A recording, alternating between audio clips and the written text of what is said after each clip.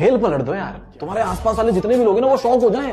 भाई ये तो हमारे साथ रहता था, ये क्या कर दिया इसने, इतनी मेहनत इसने कैसे कर ली, ये रिजल्ट इसका कैसे आ गया।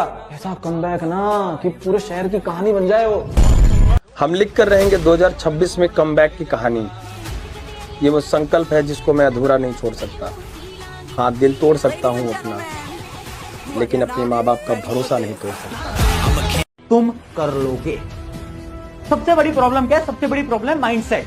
हम ना हार बहुत जल्दी मान जा रहे हैं यार, है ना।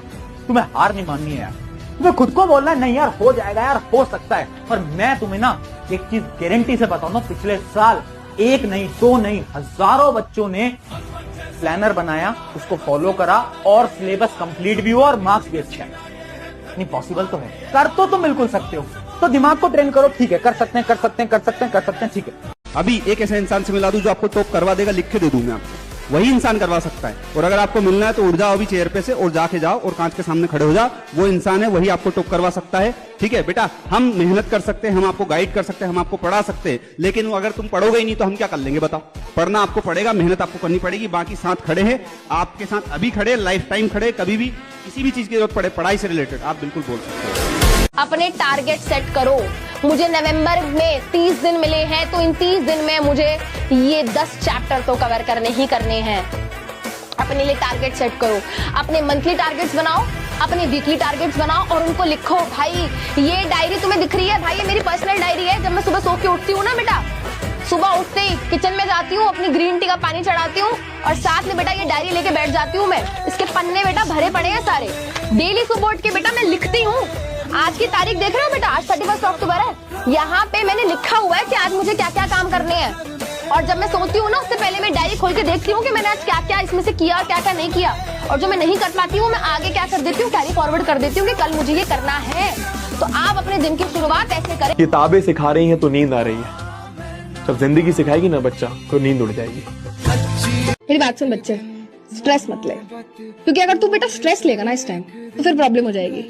क्योंकि दिमाग पे अगर प्रेशर आ गया ना तो पढ़ाई कैसे करेगा यार, कैसे करेगा पढ़ाई। स्ट्रेस नहीं देना बेटा, डर से नहीं पढ़ना, डर नहीं होना चाहिए, विश्वास होना चाहिए खुद पे। स्ट्रेस नहीं लेना, तब हो जाएगा। यहाँ तक आ गए हो ना, दैट मीन्स अब तुम्हें पता है कि तुम्हें पढ़ाई करने की अब तो जरूरत है।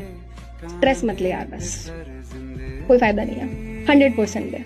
अब समय गया, कोई बुलाने आए कुछ नहीं, मतलब लोगों को ये लगना चाहिए कि यार क्या हो गया, दिन भर रूम में बैठा रहता है भाई, 16-16 घंटे रूम में चिपक के बैठा हुआ है, अंदर करता क्या है। अब ना सख्त होना पड़ेगा, मना करना पड़ेगा लाइफ में चीजों को, तब जाकर सपने को हाँ कर पाएगा। पढ़ाई इतनी करना, जब सामने वाला तुमसे बात करे ना तो उनके पैसे का अभिमान तुम्हारे ज्ञान के सामने छोटा पड़ जाए। खुद को आज माफ करो यार। मुझे पता है तुम्हें ऐसा लगता है कि तुमने पास्ट में ढंग से पढ़ाई नहीं करी, तुमने ये कर दिया वो कर दिया, बहुत सारे तुम्हारे इश्यूज हो सकते हैं, शायद तुमने किसी को कुछ गलत बोला था, तुम्हारे दिमाग में बहुत सारी चीजें हैं। बट तुम आज से एक नई जिंदगी शुरू करोगे, आज से तुम खुद को माफ करोगे। जो हुआ जैसा हुआ ठीक है, आज से हम सब अपने आप को माफ करते हैं। इस पल से एक नई जिंदगी हम शुरू कर रहे हैं। जो भी पास्ट में हुआ है उसको भूलते हुए कल को हम देखेंगे, ठीक है। और इसीलिए खुद को माफ करने के लिए आज हम सब इस वीडियो की कमेंट में लिखेंगे क्या, आई फॉरगिव माई सेल्फ। मैं खुद को माफ करता हूं, मैं खुद को माफ करती हूं। ये कमेंट सबसे पहले अभी वीडियो को पॉज करके लिखो अगर आप खुद को माफ करना चाहते हो। कामयाब हो जाओगे तो दुनिया तुम्हारे नाम के साथ में अपना नाम जोड़ करके अपना परिचय दे देगी कि अच्छे हम फलाने के ये लगते हैं, हम फलाने के भाई लगते हैं, हम फलाने के दोस्त लगते हैं। लेकिन जब तक तुम नाकामयाब हो, तुम्हारा नाम तो छोड़ो मेरे भाई, तुम्हारे जिक्र भी यहाँ पर आसपास के माहौल में नहीं होने वाला। ये बहुत बड़ा फैक्ट है, ध्यान रखना। चर्चा के पात्र भी आप तभी बनते हैं मेरे भाई जब आप उस लेवल का मेहनत करते हैं, अन्यथा आपकी कोई इज्जत नहीं है, कोई पूछ नहीं है समाज में, आप चाहे किसी के लिए कितना भी मेहनत कर लीजिए। कि भैया हमारा तो ना पढ़ने का मन ही नहीं करता, बहुत मेरे दोस्त हैं वो तो बहुत पढ़ लेते हैं, वो ये कर लेता है वो ये कर लेता है। मेरे दोस्त, तुम्हारा पढ़ने का मन नहीं करता ना, ये तो बहुत अच्छी बात है।